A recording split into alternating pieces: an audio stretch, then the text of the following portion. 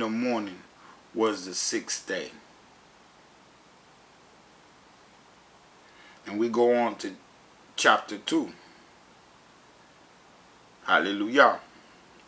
Thus the heavens of the earth were finished, and all the host of them. And the seventh day God ended all his works which he had made, and he rested on the seventh day from all his work which he had made. You see, perfect teaching. Everything in here is being repeated constantly, so we can get it in our mind, so we can act on it, so we could do it, so we could fulfill it and pass it on to our next generation.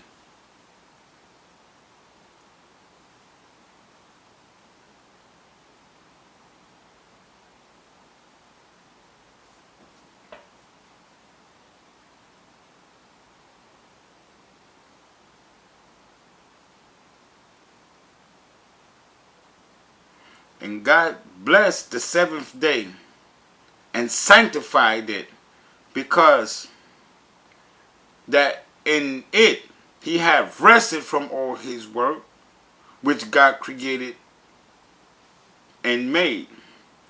And there are the generations of the heavens. Key word, generations of the heavens. Just like I stated earlier. Everything got its generations. Everything is being passed along.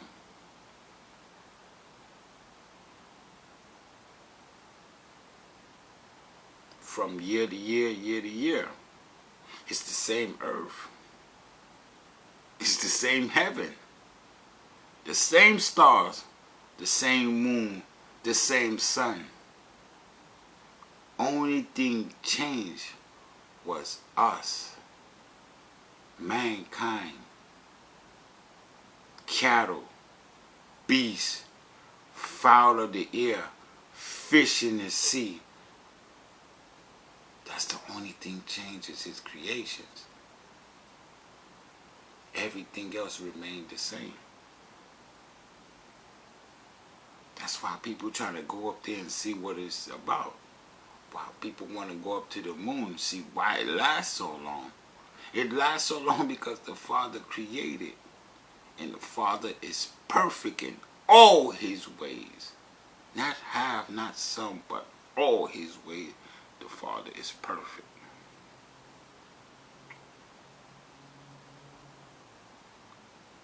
And these are the generations of the heavens and of the earth. And when they were created, in the day that Jehovah God made the earth and heavens and every plant of the fields. And before it was the earth and every herb of the field before it grew. For Jehovah God had not caused it to rain upon the earth, and there was no man to till the ground. But there went up a mist from the earth, and they watered the whole face of the earth. And Jehovah God formed man out of the dust of the ground, and breathed into his nostril the breath of life, and man became a living soul. From the ground he created man.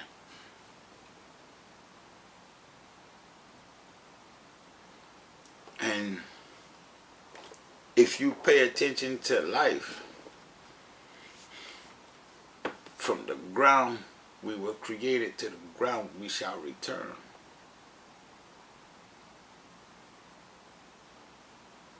Nothing else. Nothing else has been stated. From the ground We was created, to the ground we shall return. The former life. I'm going to finish chapter 2. And then I'm going to go on. And in the next video, to give you a chance to read all of chapter 1, all of chapter 2. And by the time I get to chapter 3, we all be caught up.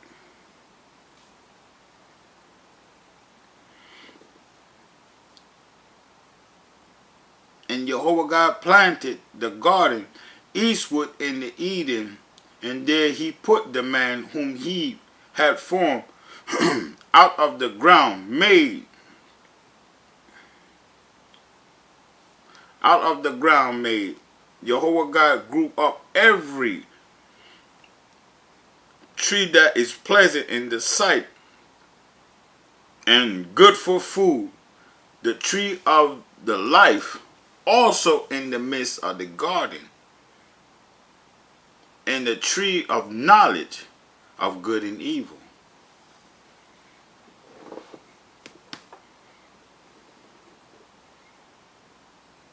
So he planted all this.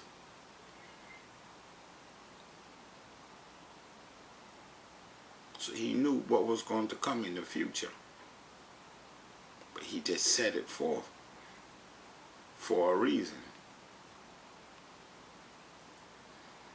But as I continue, you will get a better understanding to where I'm going. And the river went out of Eden to the water, the garden, and from thence it was parted, and became into 4 heads. The name of the first is Pesan, that is Slikah, that is it, which is compressed the whole land, or Havilan, where there is gold. And the gold of the land is good. There is Debulon, and the onyx stone. And the name of the second river is Gihan. The second is it that compassed the whole land of Ethiopia. And the name of the third is Hadikel. That is it which grew toward eastward of Assyria. And the fourth, rivers of Euphrates. And Jehovah God took the man and put him in the garden of Eden to dress it and to keep it. And Jehovah God commanded the man, saying, of every tree of the garden thou mayest eat, but the tree of knowledge of good and evil thou shalt not eat of it. For in the day thou eat of it, thou shalt surely die. And Jehovah God said, it is not good for the man should be alone. So let me say that one more time. And Jehovah God said, it is not good for the man that the man should be alone. I will make him a helpmate.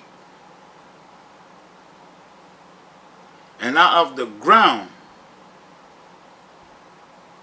Jehovah God formed every beast of the field and every fowl of the air, and brought them on to Adam to see what he would call them.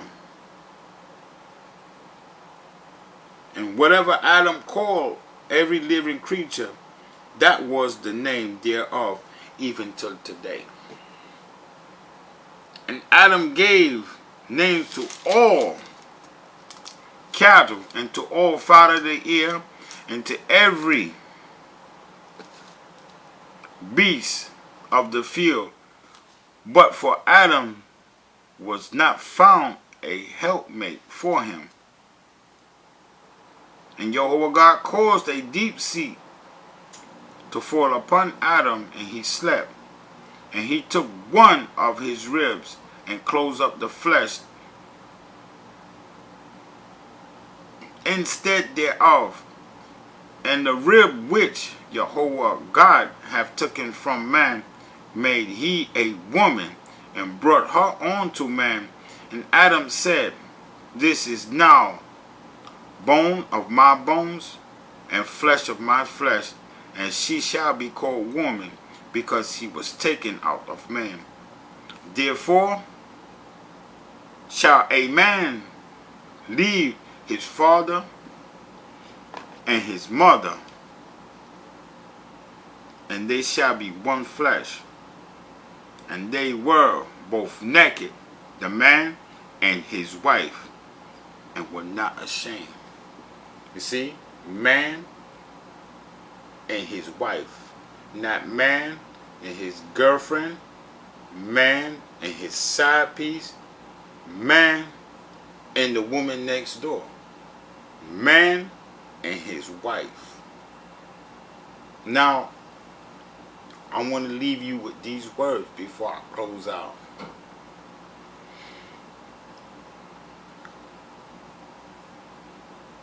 Why would Jehovah God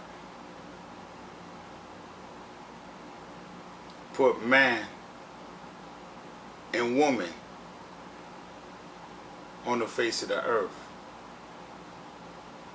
Male, female, both mankind, cattle, fowl of the air, fish of the sea. Why would he create two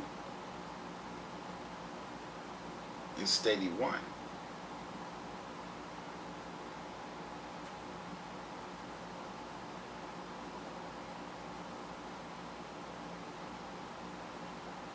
Think about it. And in the next chapter, I will go in more details. And with that being said, I bid you shalom. Have a peaceful night and a glorious week. Until the next video, good night.